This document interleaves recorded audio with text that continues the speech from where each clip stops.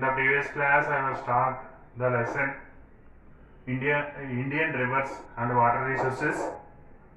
So, Indian drainage system we have divided into two categories. One is Himalayan rivers, second one is peninsular rivers.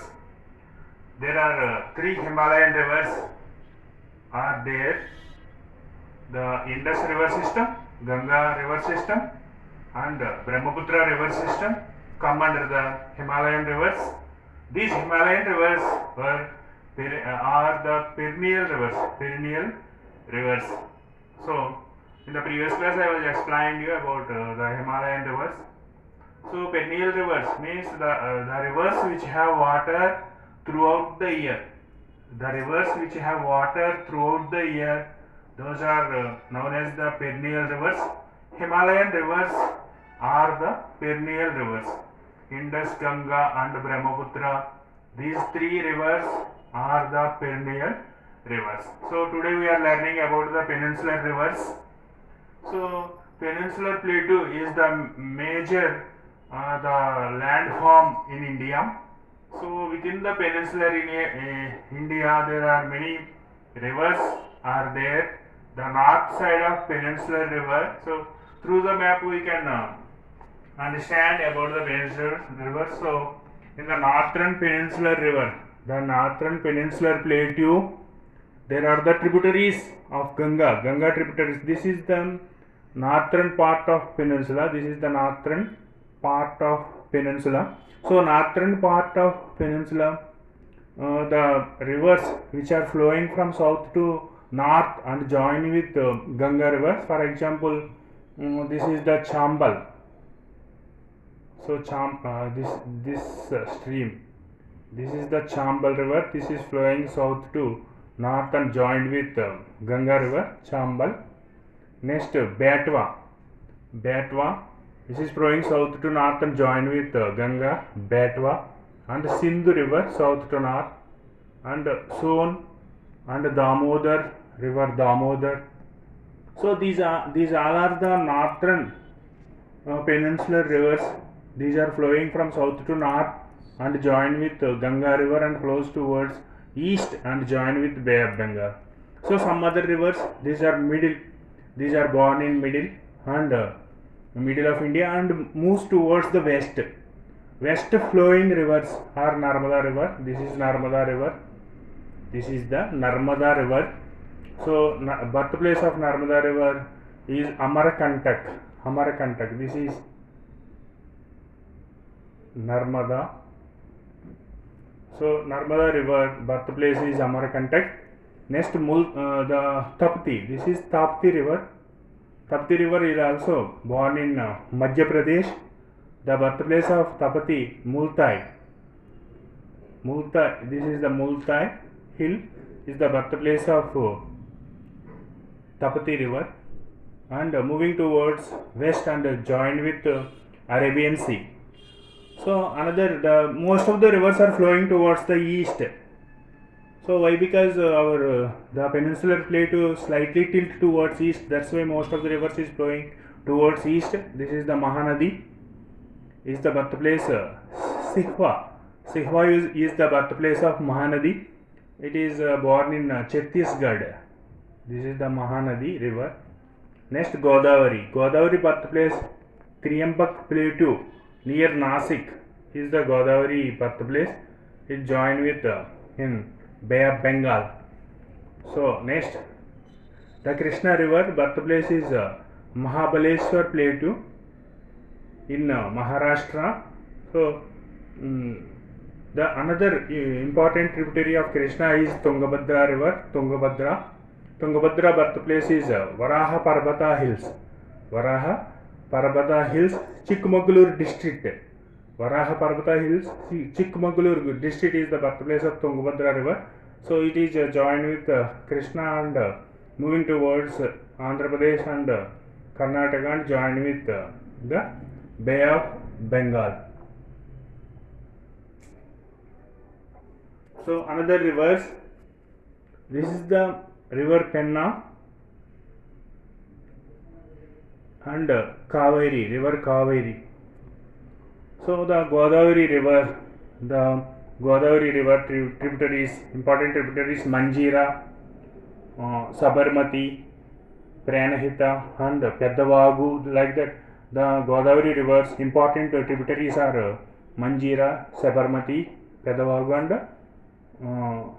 Pranahita. So Krishna river important tributaries Bhima, Munneru, Dindi, Peddavagu.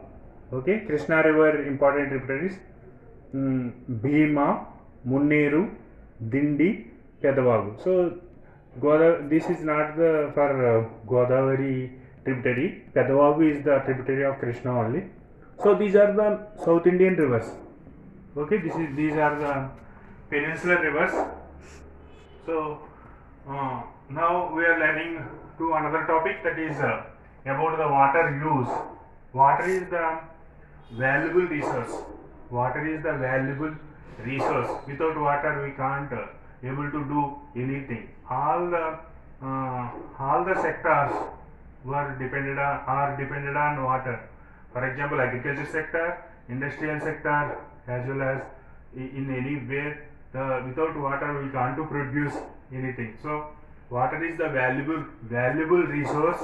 It is available to us an annual flow. How it is available? How we have to measure the water? Means so we are trying to estimate the water. We are trying to estimate the water through inflows and outflows. So through inflows and outflows, we would able to estimate the water resources during the year.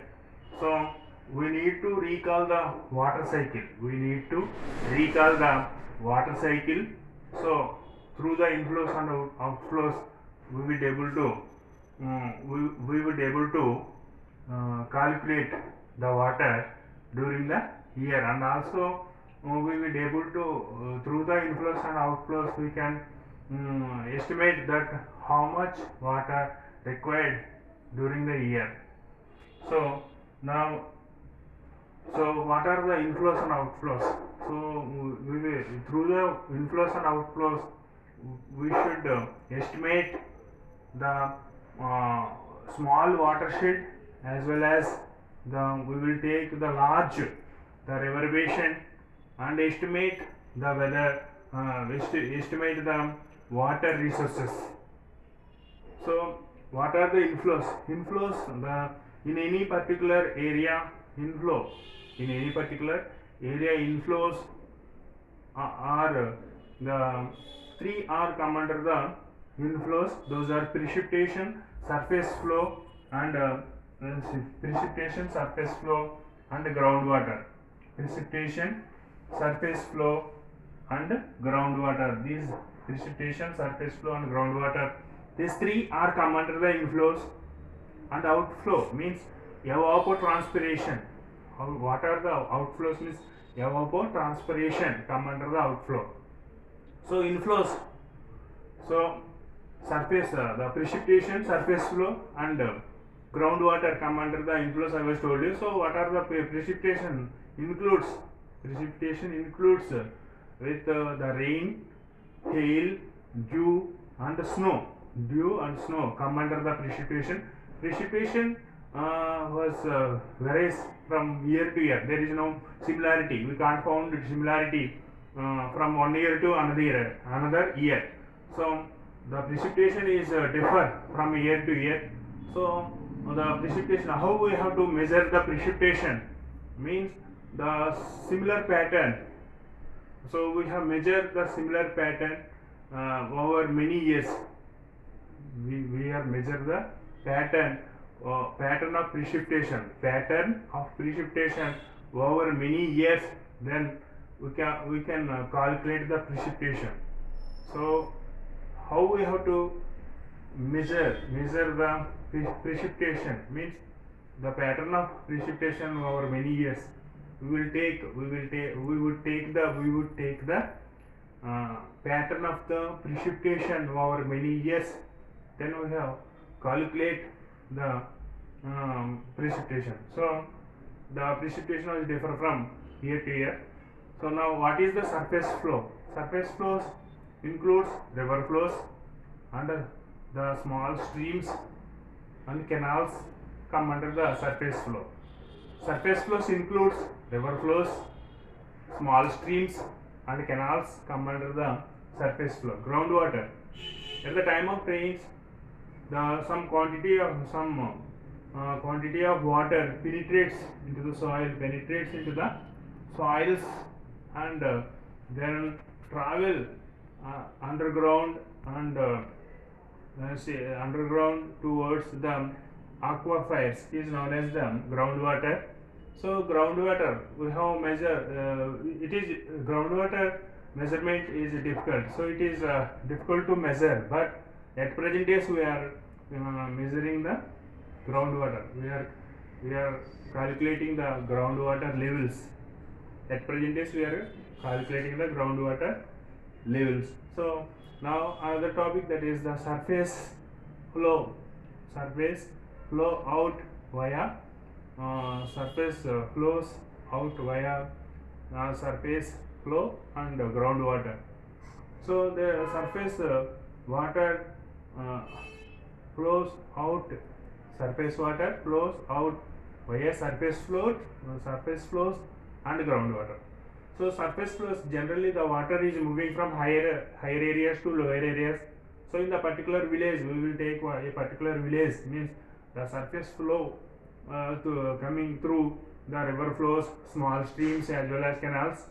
So this is not to stay in the at particular place. So this surface, the water was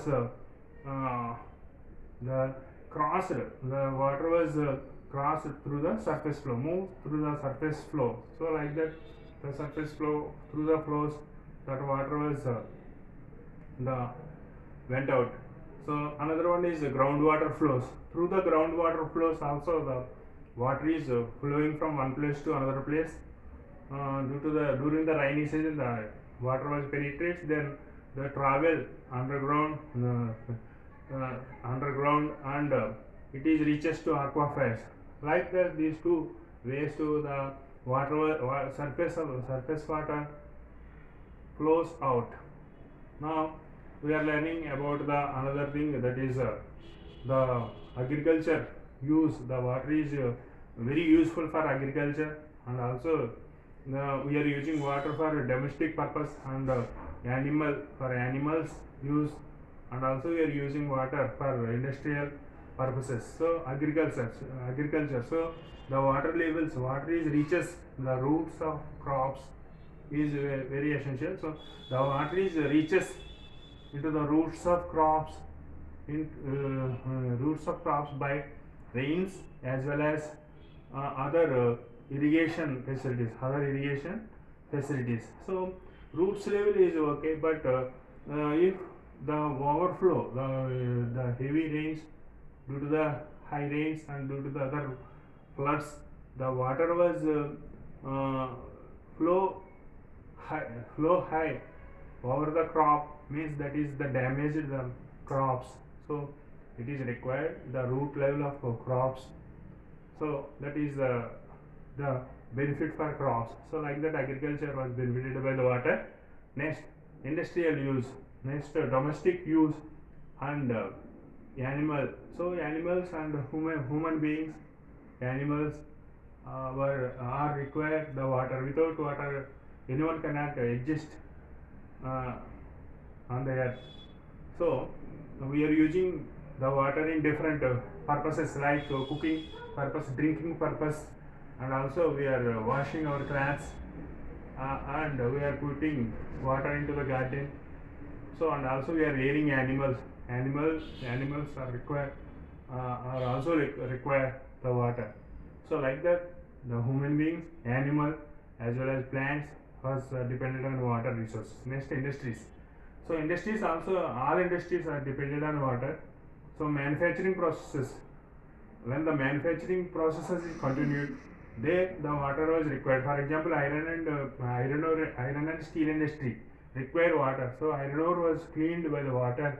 Then we are making the iron. So like that in every industry require water. So there is the competition rises between the industrial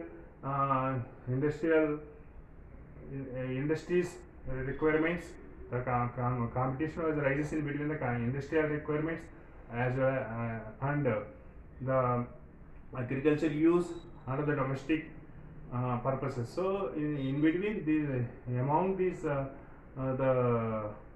among these the things they require the water and the competition was rises in between the agriculture and the industrial use.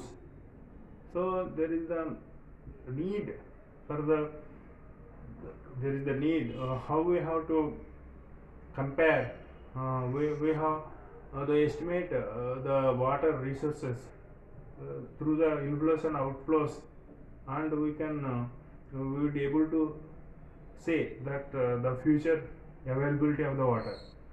So so this is this is the lesson. These are the points come under the water use. Okay, okay children. So next period we will go to the another topic. Thank you.